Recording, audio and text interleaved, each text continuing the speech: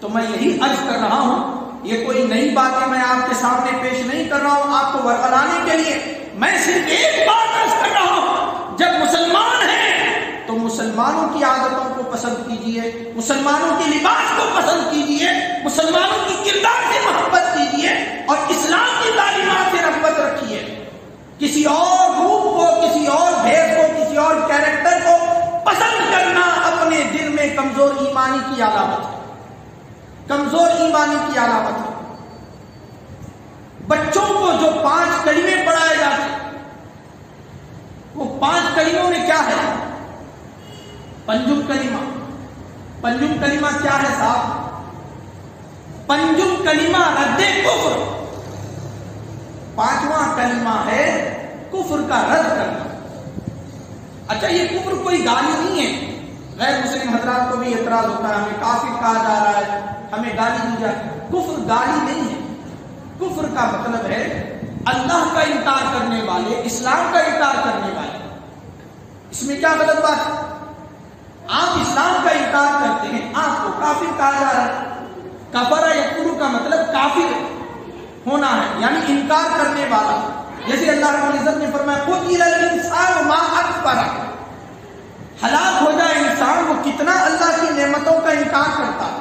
تو نعمتوں کی ناشکری کرنے والے کو بھی قرآن مجید میں اکفر یعنی بڑا کافر کہا گیا، چھوٹا بھی نہیں۔ یہ اور بات ہے، اصطلاح شرع میں غیر مسلم جو اسلام کے علاوہ ہیں ان کو کافر کہا گیا، اور جو مسلمان ہیں اسلام کے دائرے میں ہیں ان کو مسلمان کہا جاتا ہے، شریعت کی اصطلاح۔ ورنہ لغوی اعتبار سے، ڈکشنری کے اعتبار سے کفر کے معنی انکار کرنے کے آتے ہیں۔ تو 5واں کلمہ رد کفر، کفر کا رد کرنا، صرف ایمان لانا کافی نہیں ہے۔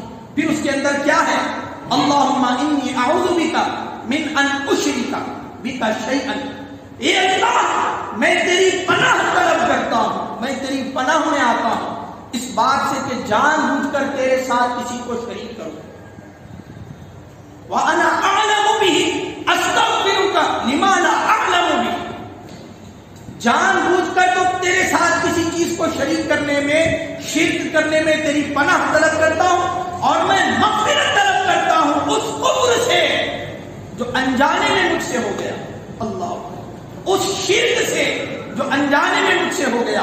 آپ ذرا اندازہ کریں کیسی تعلیمات ہمارے بزرگوں کا، کیسا نظام تھا کہ ایک 12-13 سال کا بچہ ہے اور یہ کلمہ پڑھ کر رب کی بارگاہ میں کہہ رہا ہے مولا اتنی بھی عمر کے اندر انجانے میں، غفلت میں مجھ سے اگر کوئی شرک ہو گیا میں اس سے بھی تیری بارگاہ میں مغفرت طلب کرتا ہوں، تیری بخشش طلب کرتا ہوں۔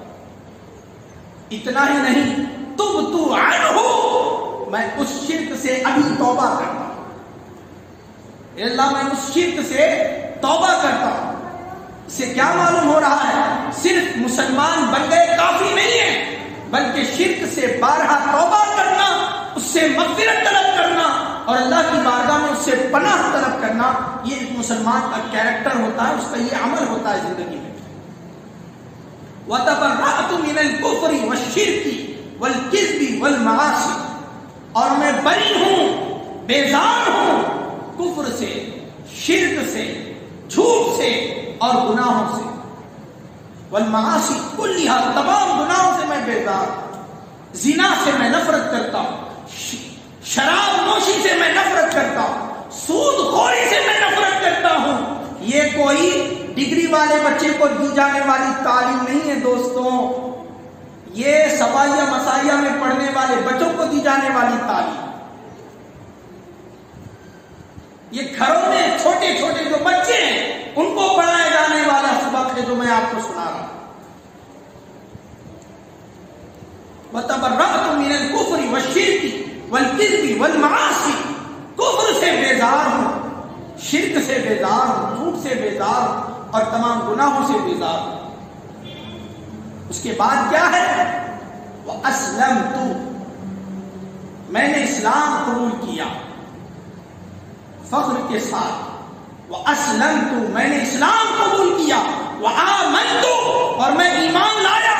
وَأَقُولُ لَا إِلَهَ إِلَّا اللَّهُ مُحَمَّدٌ رَسُولُ اللَّهِ صلی اللہ علیہ وسلم، اور میں کہہ رہا ہوں تیری بارگاہ میں، اقرار کر کہ لا الہ الا اللہ محمد رسول اللہ، اللہ کے سوا کوئی معبود نہیں، محمد صلی اللہ علیہ وسلم اللہ کے رسول ہے۔ یہی وجہ ہے کہ آج گھروں کے اندر مسلمان بچوں کو توحید کی تعلیم دیجیے، اسلامی عقائد کی تعلیم دیجیے، اور ہر وہ چیز جو اسلامی عقیدے سے منفرد ہے اور منحرف کرنے والی ہے اسلام سے، اس کی ہرگز تعلیم کی اجازت نہیں ہے۔ جیسے وندے ماترم ہے، وندے ماترم اس کا کیا مطلب ہے؟ وندنا کے معنی آتے ہیں پوجا کرنا، سجدہ عبادت ادا کرنا، سجدہ عبادت ماتھا ٹیکنا عبادت کی نیت سے، خدا ماننے کی نیت سے، لہذا وندے ماترم کی اجازت نہیں۔ ہم ہمارے ملک سے محبت کرتے ہیں اور اس کی ایک بارش کو بچانے کے لیے اپنی جان قربان کرنے کو تیار ہے، لیکن وندے ماترم کی اجازت ہمارا دین، ہمارا اسلام ہمیں نہیں دیتا۔ اسلام نے ہمیں ملک کے لیے محنت کرنے کا حکم دیا، ملک سے محبت کرنے کا حکم دیا، ملک کے امن و امان کے لیے دعائیں کرنے کا حکم دیا، بلکہ وقت آئے ضرورت پڑے ملک کے لیے اپنی جان قربان کرنے کا حکم دیا۔ آپ جانتے ہیں آزادی میں انگریزوں کے خلاف جہاد فرض ہونے کا جو پہلا فتویٰ دیا گیا وہ علامہ فضل حق خیرآبادی رحمۃ اللہ تعالی علیہ کی طرف سے تھا،